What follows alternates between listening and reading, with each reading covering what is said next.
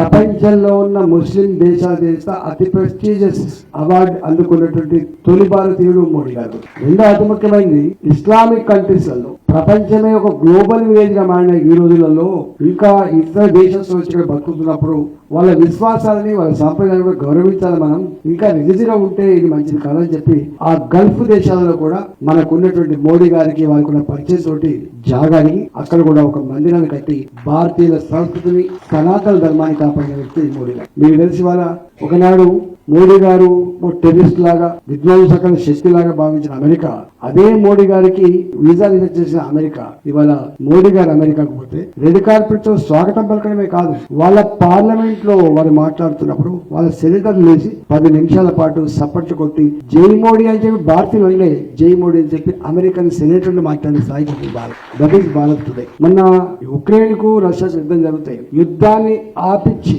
పిల్లల్ని మన దేశాన్ని తీసుకురావడమే కాకుండా పరాయి దేశాల పిల్లల్ని కూడా కాపాడినటువంటి దేశం భారతదేశం. మోడీ గారు మన ఈ మధ్యలో గొప్ప మార్పు ఏంటంటే రష్యా ఉక్రెయిన్ 2 దేశాల అధినేతలు మోడీ గారికి ఫోన్ చేసి ఎన్నికలు జరుగుతున్నాయి, మీకు మళ్ళీ మీరే దేశానికి ప్రధానమంత్రి అయినటువంటి రిపోర్ట్స్ ఉన్నాయి, దయచేసి మా యుద్ధానికి చరమగీతం పాడాలి, మా దేశాల్లో శాంతి వెల్లివిరియాలి, మా దేశం పురోగమించాలని చెప్పి ఆ 2 దేశాలు మోడీ గారు మధ్యవర్తిత్వాలు కోరి అంటే మన దేశ ప్రతిష్ట ఎంతో గొప్ప ఎదుగుతుందో కనపడి మనకు అర్థం. ఇది మామూలు కాదు. ప్రపంచ చిత్రపటం మీద ఇవాళ ఆమె ఇండియన్ అని చెప్పుకునే స్థాయికి ఎదిగింది భారత్.